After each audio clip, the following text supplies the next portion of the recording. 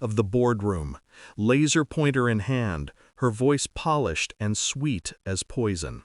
"And as you can see," she said, clicking to the next slide, "these calculation errors could have cost the company $250,000 in rework." The slide bore my name, my numbers, highlighted in red. I didn't flinch. I didn't move. I just sat there, expression neutral, hands folded. Because this wasn't a surprise. It was the finale of a show I'd already written. 6 months earlier, she was still family. Emily, my wife's younger sister. Brilliant, charming, ambitious in a way that always smelled faintly of desperation. She joined the firm 3 years after me, and quickly found ways to learn from my files, my reports, my methods. I didn't mind at first. She was new. She was family. My wife insisted I mentor her. "She looks up to you," she'd said, smiling.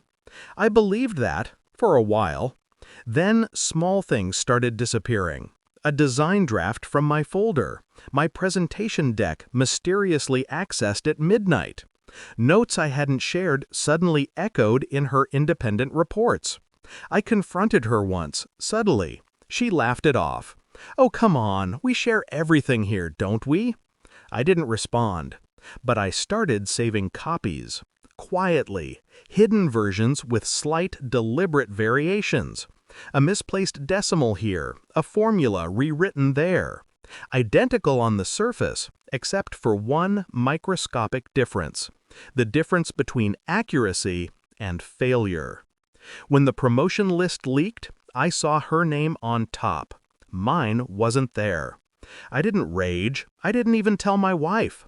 I just watched Emily celebrate, with my data, my methods, my words, knowing that in her files sat those tiny changes I'd planted months ago. A loaded gun disguised as spreadsheets. And I waited. Then came the audit. She'd mishandled a project. Small errors snowballed into 6-figure discrepancies. The senior VP called for a meeting, mandatory for the entire technical leadership team. Emily preempted it. She proposed a presentation to clarify the situation, claimed she'd found where the problem started. Me. She sent the calendar invite herself, to everyone, including me. I accepted. So here we were. The conference room smelled of coffee and fear. The CEO sat at the head of the table. The directors lined both sides. The air hummed with fluorescent tension. Slide after slide, she dissected my mistakes.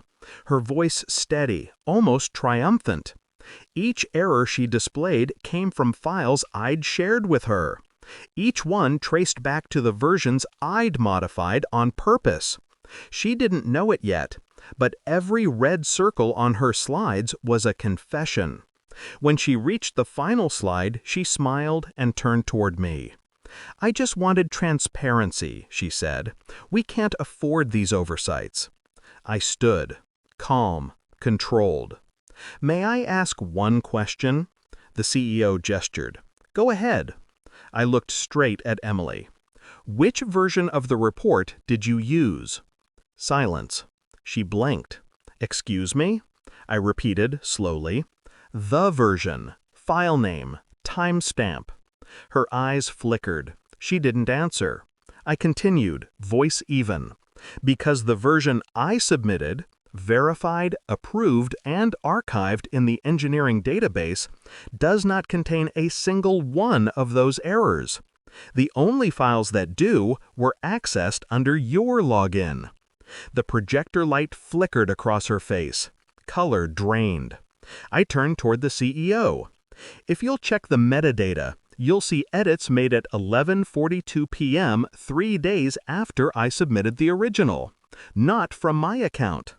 The IT head typed something on his laptop. His brows lifted. He looked at the CEO. "He's right. Access came from her credentials." A ripple went through the room. Emily opened her mouth, but no sound came out. I took a step closer. "I trusted you," I said softly, so only she could hear. "You wanted my seat. You took my work. But you didn't notice the trap you carried into this room yourself." Her hands trembled. The clicker slipped from her fingers and hit the floor.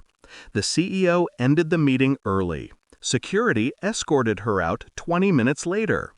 2 days after that, HR announced a vacancy, her position. I was promoted the same week. My wife didn't speak for a while after the news. She cried once, quietly. Not for her sister's downfall, I think, but because she finally saw the depth of it all. The way I'd sat there, silent, while her sister built her own gallows from my mistakes. Now, when I walk past that same conference room, I remember her standing there, confident, rehearsed, sure she'd buried me. I remember the look on her face when she realized the grave was hers. Revenge doesn't always need shouting. Sometimes it's a spreadsheet. Sometimes it's patience. Sometimes it's letting them speak long enough to hang themselves with their own words. I didn't destroy her. She did that all by herself. I just made sure everyone was watching.